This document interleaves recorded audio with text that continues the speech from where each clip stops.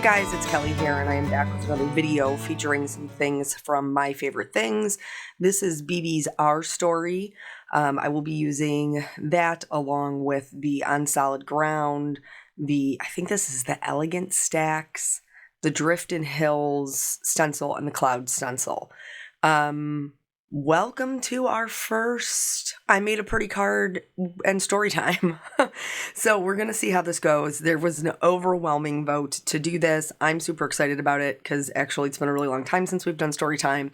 So I will still try to kind of touch base about what I'm doing and the theory behind the card, but there will be a lot less instruction. So if you are a person who is here because you want to have me tell you step by step what I'm doing, this video is not for you. If you're a person who is content to listen to story time and watch as we make a pretty card, then welcome.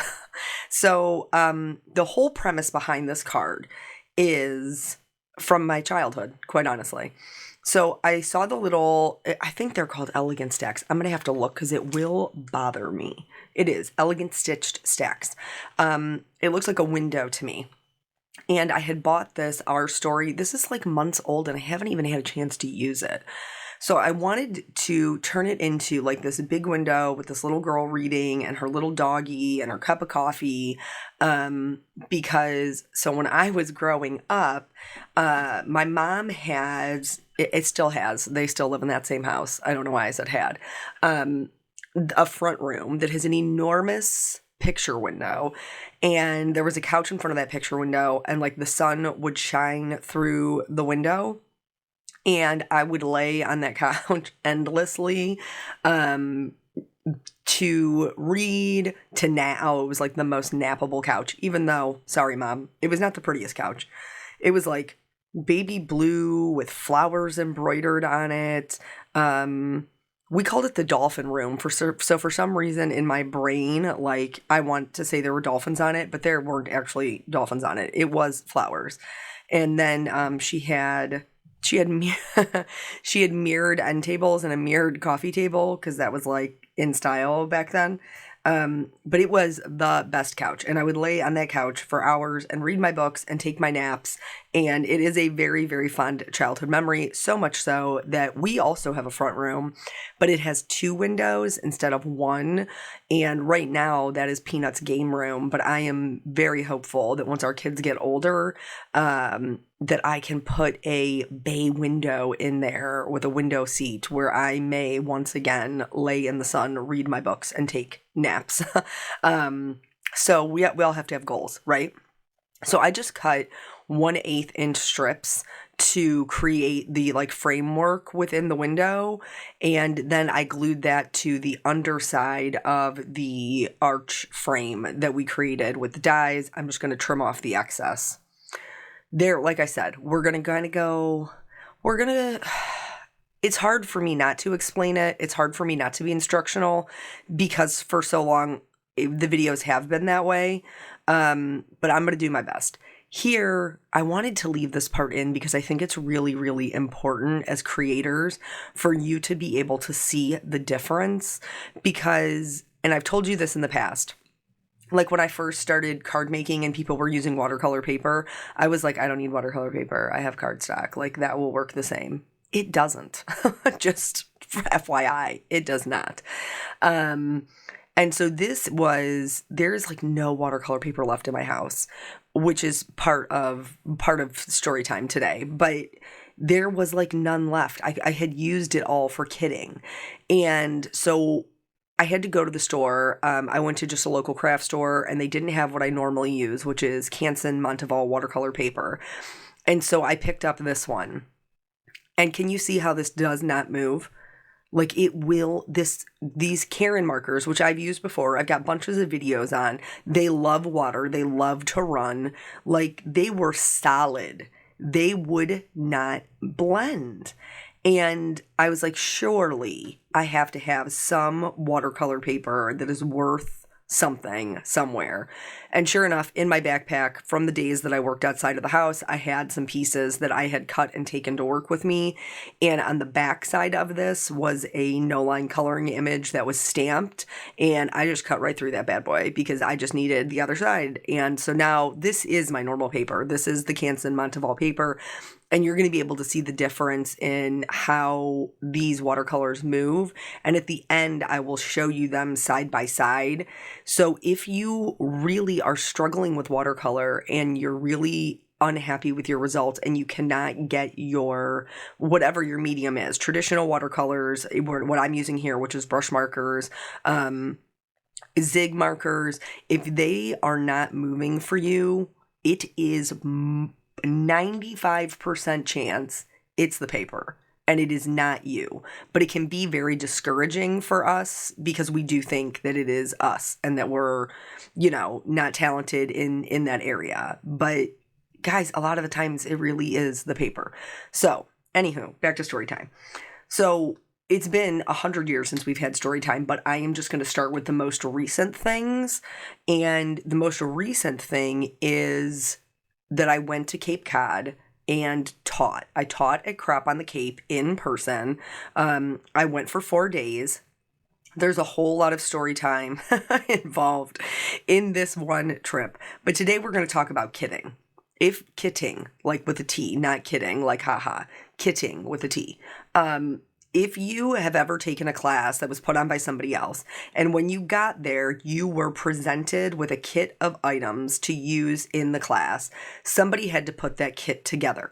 Now, there's a lot of instructors that will farm that out to somebody else and pay them for it, but I'm poor. So no, that's a dramatization. I am not poor, but I cannot afford to pay somebody to kit my things. And so I was very blessed. I did 2 classes. I did one for Honeybee and I did one for Hero Arts. Oh my gosh, I didn't even mention the sale. Holy smokes, y'all.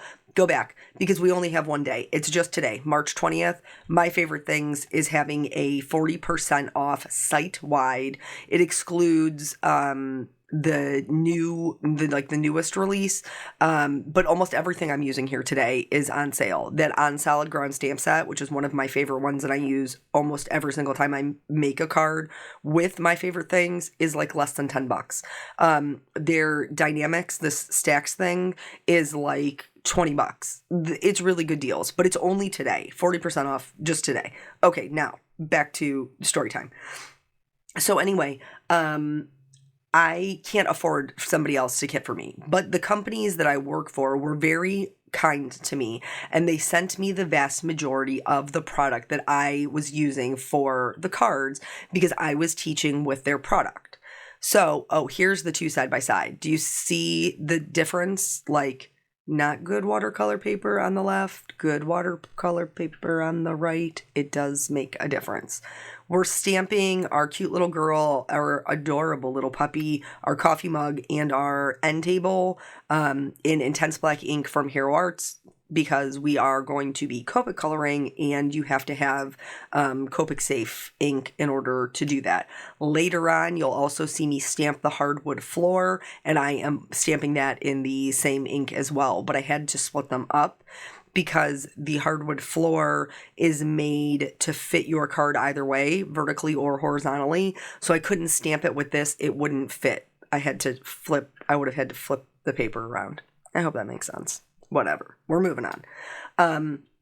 So they were very, very generous with me and sent me the vast majority. And Honeybee sent me giveaways to do during my classes, and it was great. But I designed these cards back in October, and the way that it works is you have to be invited to teach, which I was very blessed. Jen Shirkus, who is the host of Crop on the Cape, sent me an email, invited me to teach. But then you have to put together a card, like a class, and then submit it for approval.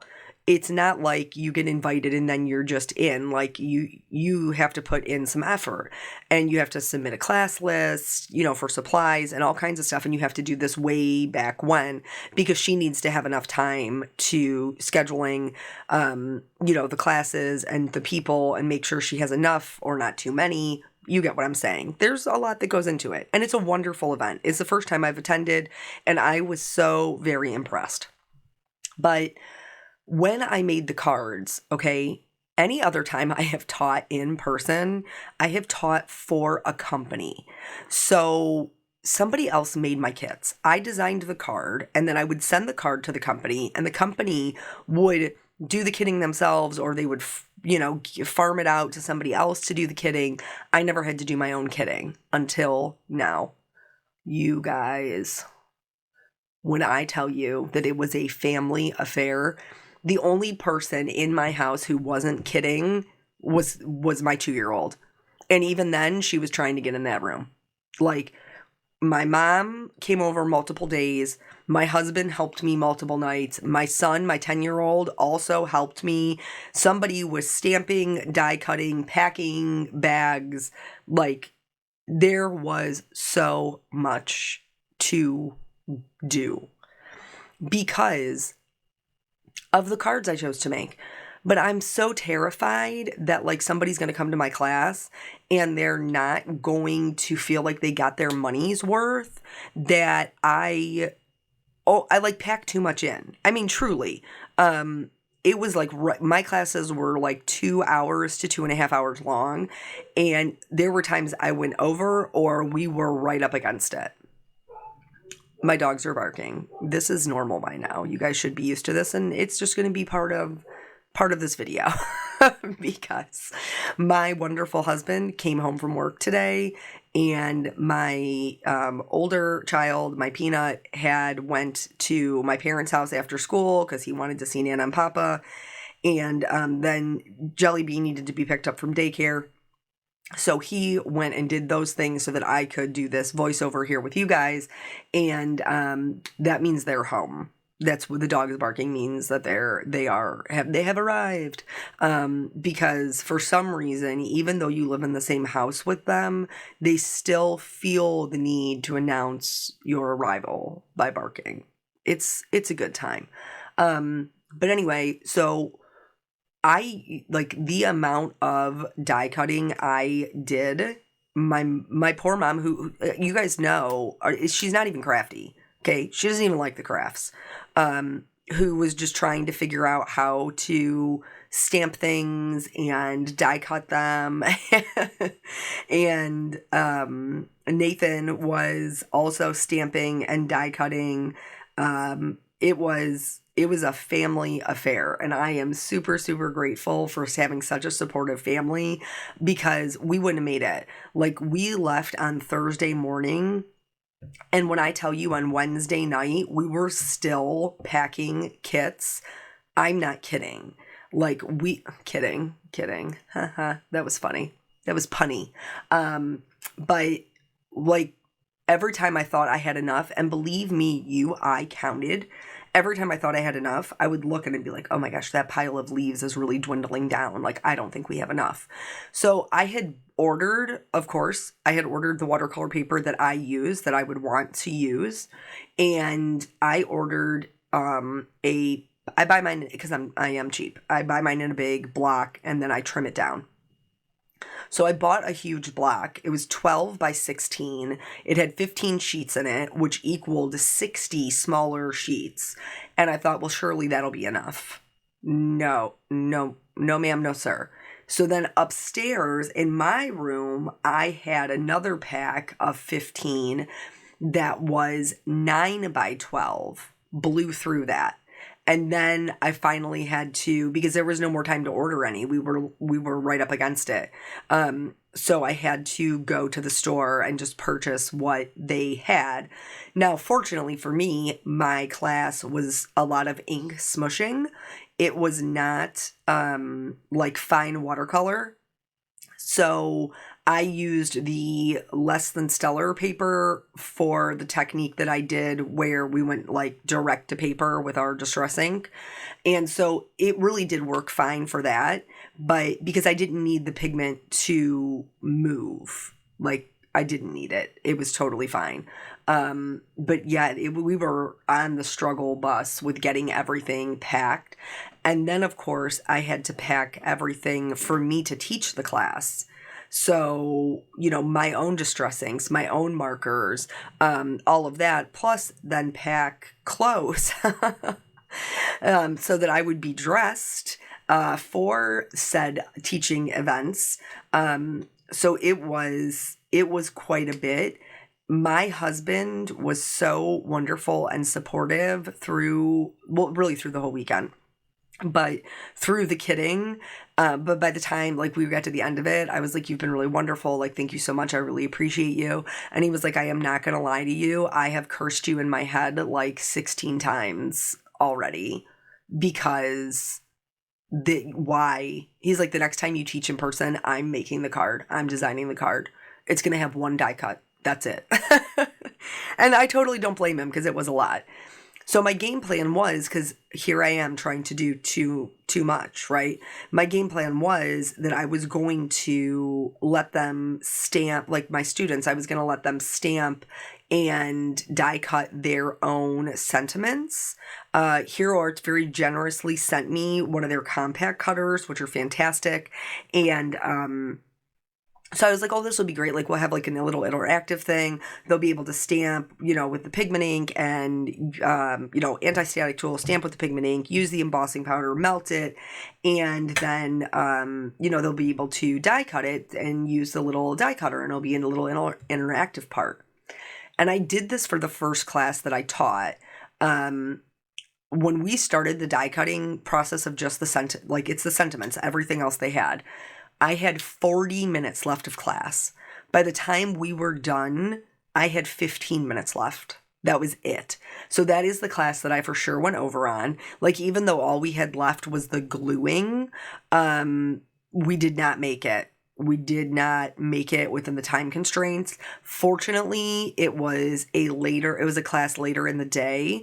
So I didn't have to worry too much about going over. Somebody wasn't waiting for my classroom. But yeah, it was a lesson learned. So then that night, after we did all that kidding before we left, that night, sitting in the hotel room, I was stamping, heat embossing, and die cutting sentiments. And I did not ask him, I did not ask Eric at all because he had already contributed so much. But at one point, when he got done reading whatever chapter of his book, he was like, all right, where are we at? And I was like, this is where I am. All of these are stamped. They need to be die cut. And he was like, give me the die cutter. And you could just tell he was so resigned to it. He was wonderful and trying to be helpful, but it was not going to be a good time. And I was like, no, it's okay. And he was like, no, I can do it. And I was like, well, would you rather stamp? And he was like, no, give me the die cutter. So fortunately, I had 2 of every set. So at least I was able to stamp 2 sentiments and die cut 2 sentiments at a time. But because I was teaching 2 classes of each one, I had well over 100 cards. And I had only taught 1 class at this point. So I still had 75. No, I had more than that. Because in the Hero Arts one, we did 2 cards. So I definitely had more than that to die cut. But it was worth it because it saved me the time in class.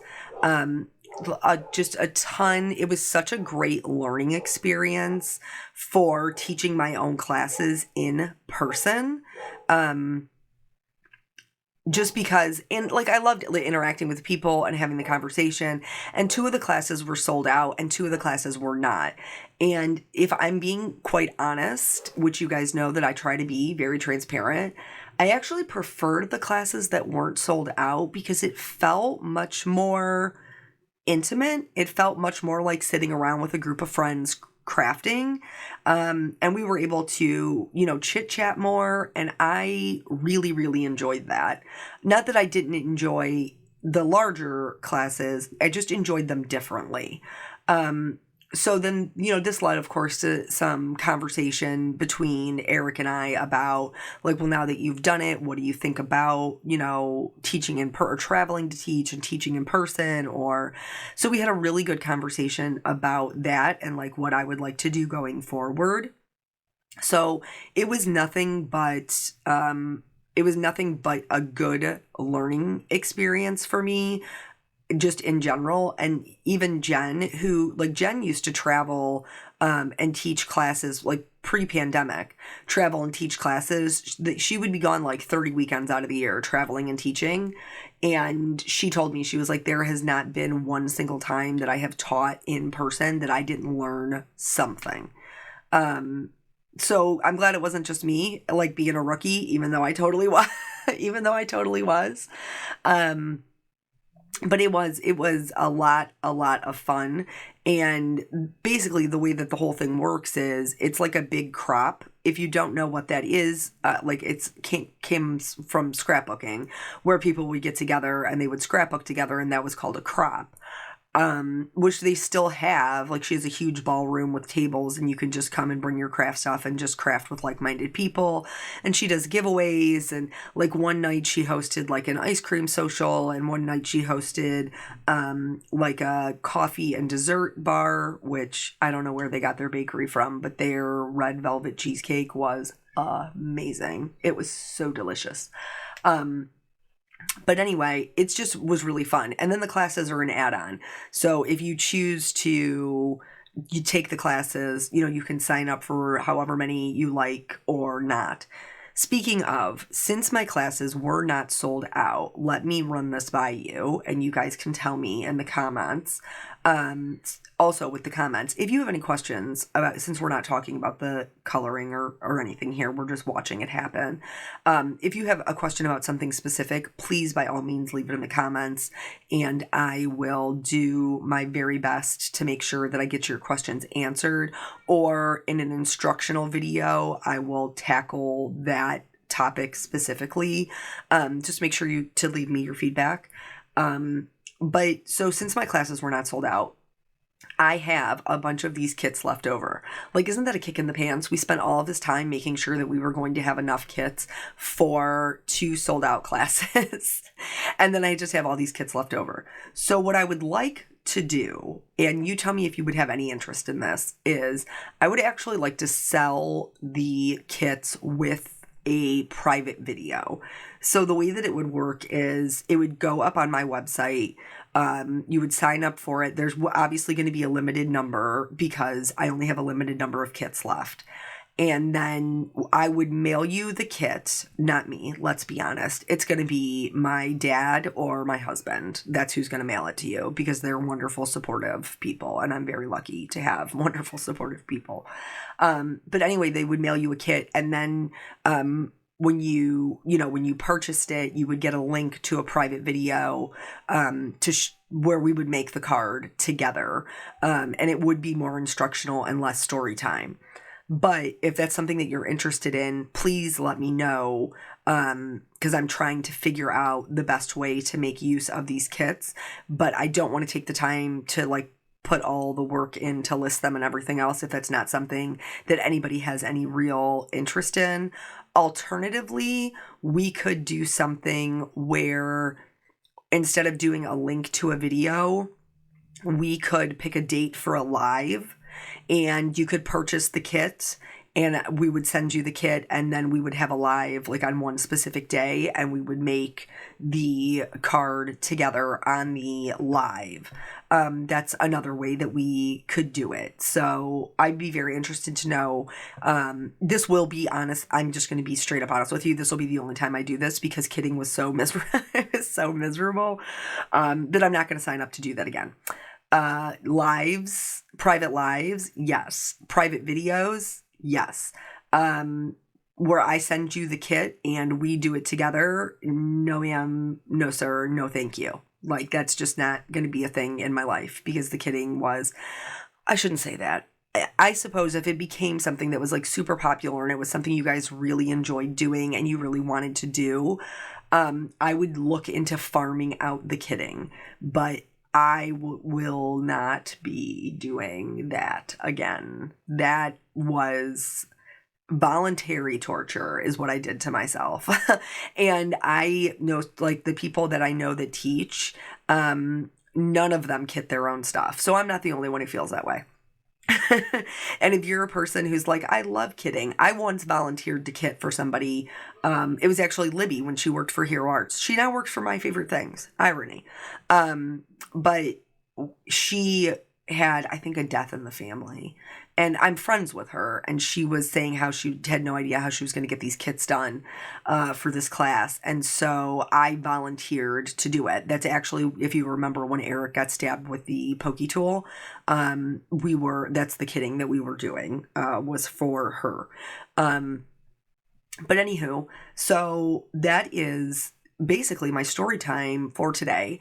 I am going to try to do these a little bit more often, because there's so many, even just from this weekend alone, like there's just so many stories that I could tell you. So I will try to mix these in. I know story time is just sorely missed and severely loved, and I love it as well. I love being able to connect to you guys and share my life with you. And so let's just see if we can try to get back to that and get back in the swing of things, to find more of a balance. So you have seen all of the coloring. We die cut them out with their coordinating dyes. And I did color that dog to look like Molly. Yes, I did, because that's my baby. And then I popped everything up on foam so that it would sit up above our background. This, I think, would look really, really fun with kind of like a stormy sky out the window. You know how like it's kind of like rainy and it's a great time to curl up with a book. But because of my childhood memories of napping in the sunshine in front of our big window, I went with the sunny day. So you guys know I don't love a white outline. I'm not going to blend in every single one of these, but I am going to take the time to blend in the bottom portion, where the floor is, because I do want to put that shadow in and ground my images, which is what I'm using that C7 for. Back when I showed you the grays, I showed you a C7, but then I never used it. This is my shadow color. So not only am I coloring the edge of the die cut for like the dog, the chair, the end table, I'm also coloring underneath them, so that you won't be able to see, you know, like really light gray peeking out. I am going to blend in for the dog because he's completely on the floor. It's a Molly. She's completely on the floor, and then just a little bit on the end table. And then I put shimmer on the book because, as I told my girlfriend Dawn, that's where the magic is. And then I also put shimmer on the coffee because that is also where the magic is. I added a couple of white highlights, and then that is it. That's the whole card. So I hope you enjoyed our little chat today. It was good to kind of catch up with you guys. Don't forget about that 40% off sale if you have something that you want to pick up, because it is today only March 20th. And everything I used will be linked below. Thank you guys so much for joining me. I always appreciate your time, and I will catch you on the next video. Bye.